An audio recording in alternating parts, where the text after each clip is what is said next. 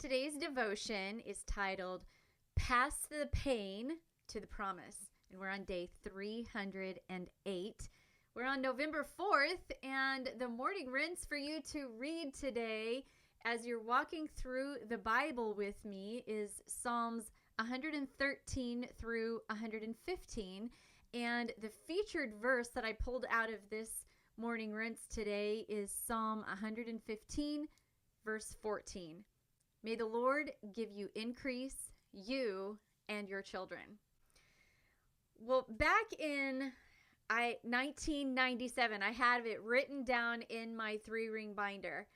And you know how my devotional book was formulated, and the foundation of it is these 3-ring binders that I would write in were the ones that, those notes were the ones that I pulled from to create this devotional that you've been walking through with me. And so back in 1997, I made an entry into my 3-ring binder, and this is what I said. God, I want to claim verses like this, but it is hard, especially after failure. It is also hard now that my ministry leader has put me on the shelf. Let me read the featured verse again. It says, may the Lord give you increase, you and your children. So back in 1997, when I wrote that, I was going through a really, really hard time, and I read that verse and that Psalms at the time, and what I wrote in there was so sad to me, especially knowing, going forward years later, decades later. Let me read to you again what I wrote. God, I want to claim verses like this, but it is hard, especially after failure. It is also hard now that my ministry leader has put me on the shelf. I do not know what failure that I was referencing back in 1997, but I distinctly remember the situation regarding the ministry leader that I wrote about. Now, at this time, at the time of my 3-ring binder notes, I was serving in my church youth group, and this was, multiple churches ago. It was a long, long time ago, and I was on like the volunteer church youth group, and one evening the youth pastor approached me and he said, Anita, I have been praying about this and I want to talk to you. As you know, I have a youth board. These are youth leaders that are loyal to the ministry and who live a life set apart. And I see that in you, and I want to offer you a place on the board. And I remember, to this day, I remember the feeling I had after that interchange. I was a single mom at the time, and never had been married, and was just working so hard to live a life for God. And through my challenges and through my hurdles and through my mistakes, and just trying to live life as a single mom back then, it was challenging for sure. And yet I wanted to be faithful to church and to ministry and to just being sold out for God and serving the church and just being faithful. And I remember loving Jesus so much during that time. I love Jesus now, but this was kind of a transformational time for me. And I remember that interchange so clearly. And I drove home that night. I remember feeling so alive. I remember so excited. I had this feeling that I just felt so believed in and so honored. And I remember I could hardly sleep that night. I was just so excited. It was like God saw me and he wanted to bless me in that moment and to honor my faithfulness in the ministry that I was serving in.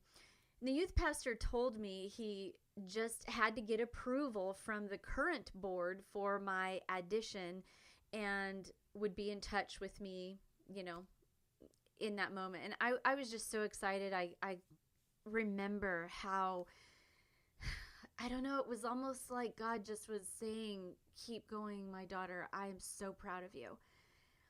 Well, unfortunately, a week later, I was blindsided. The increase I felt God had just given me, which was directly related to this verse, the increase that I felt God had just given me was completely stripped away. He regretfully stated to me in a private conversation that he had to rescind his offer because one of the board members did not agree with him adding me. And this person blocked my blessing. And while I never knew the full reason why, I was told it was because I was a woman. And I knew who stated it.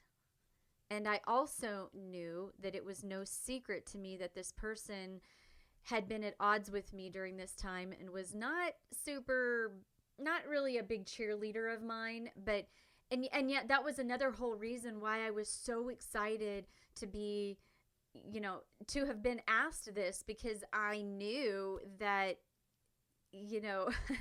I was getting put into a position where I was equal with this person, and yet this person wasn't a huge cheerleader of mine. But I never thought that it would get to a place of this person, and obviously it was a he, because he didn't want women on the board, I guess.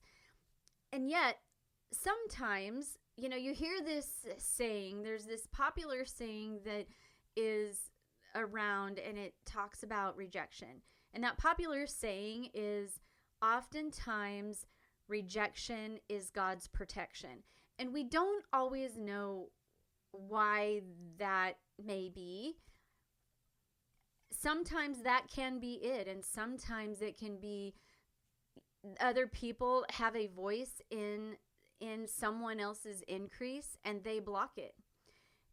But we all have these instances in our lives where others will try to stop an increase from coming our way, just like this man stopped my acceptance into this huge place of honor. And sometimes we can feel like blessings of increase are stripped from us, like how I felt. And then verses like this are hard to receive, However, God sees us, and his ultimate plan for our lives will not be stopped by a person who could potentially be operating out of flesh and not spirituality. It was very, very hard for me to be rejected from this honored leadership position. I am not going to lie. I cried. I went through kind of a grieving process, because I went a whole week believing that this amazing opportunity was going to be given to me, and how it was presented was so amazing, and yet this happened. But I had to choose to lay down my bitterness and pain, and I had to claim this verse. And it wasn't just claiming this verse once or twice. I had to repeat this. And if you remember my podcast called 70 times 7 for the 1, if you don't know where, if you haven't heard that episode, you need to go back and listen to that specific episode, 70 times 7 for the 1. And so I talk in that specific episode, and it's so true. You have to lay down bitterness and pain and claim the verses of things like this. I had to pass the pain and claim the promise. So since then, I have seen more increase in my life than I can even keep track of. And for those who have no children, your increase can come through you to the next generation when you give back to those around you. So that 70 times 7 for the 1 is August the 26th. If you want to go back through and look at the podcast episodes or watch that video. But it's good to be reminded that we need to forgive not just one time or 7 times, but 70 times 7 for the one thing that someone gives. And I go into depth about that a little bit on that episode. And this is a reminder that forgiving someone else is so key. That featured verse again is, "May the Lord give you increase, you and your children." And I pray that over my kids as well. Like my kids, I want my kids, my children to have increase as well. And, you know, that's why I said at the very end of this devotion page that if you don't have children, your increase can come through you. Like you can actually give increase to others, to the next generation, when you give back to those who are around you, whether that's youth groups or relatives or nieces and nephews or grandchildren, or, well, you wouldn't have grandchildren because you wouldn't have children, but regardless of what it is, your increase can come to the next generation. And so today's challenge to dig deeper is to self-reflect. Do you have any bitterness or unforgiveness towards someone who had a hand in thwarting your increase or a blessing that was coming your way and they thwarted it? My encouragement to you is to forgive them. Go past the pain and claim the promise. And I pray that you pass it. Like, you know, even as you are running this race and we have pain in our hearts, get past it and claim the promise that God has given us. He still wants to increase our lives. He still wants to do amazing things for us. He still is in control, in the sense of we allow him to be in control of us.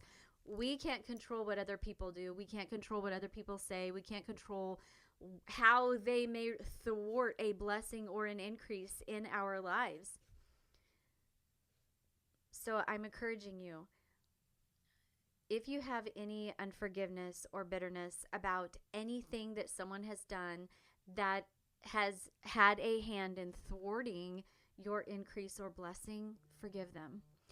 Get past the pain and claim the promise of what is ahead for whatever God has for you in the future. Keep your eyes on him. Focus on him, and don't let that thing control you, or, you know, don't be obsessed about it, but just keep your eyes focused on God.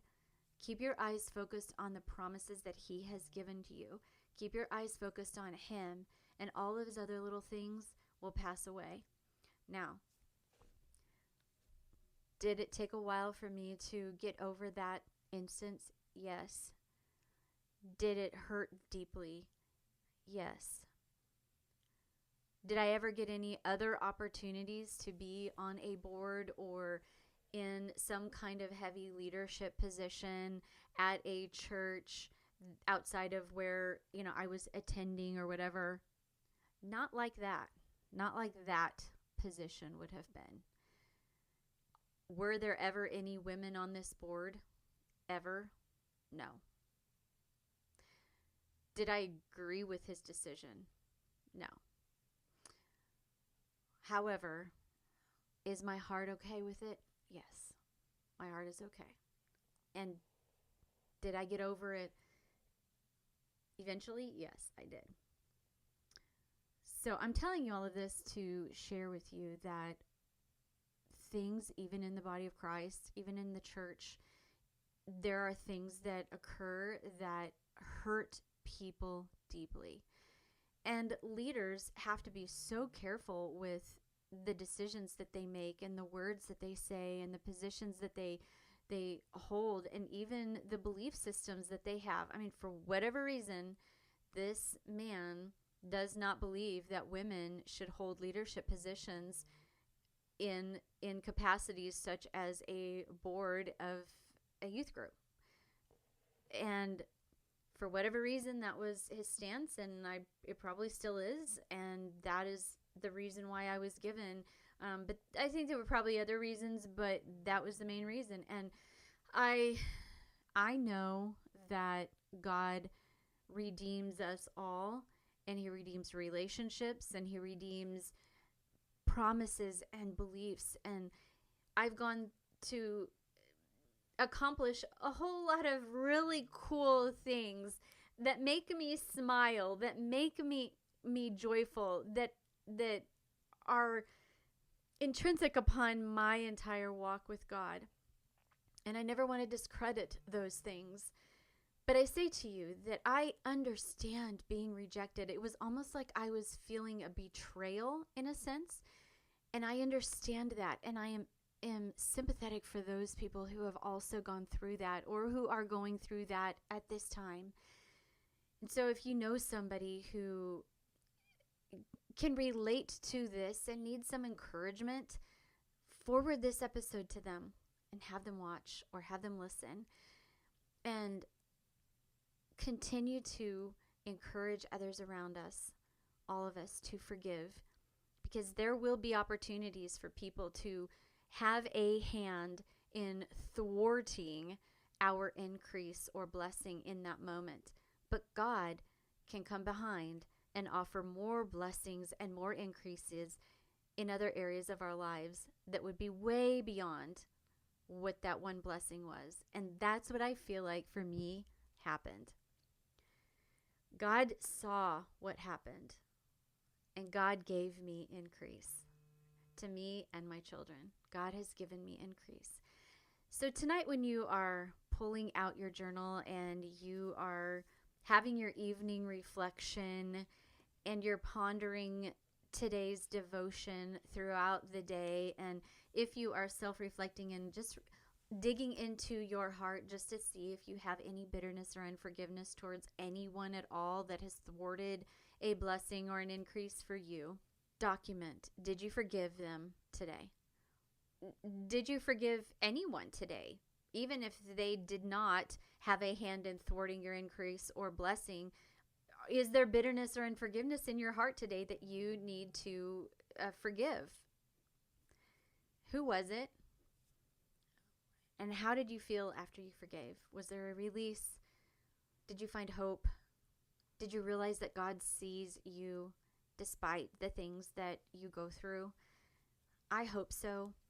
I hope that you claim this verse as well. I hope that you claim this promise, this prayer, really, this prayer that is placed over us.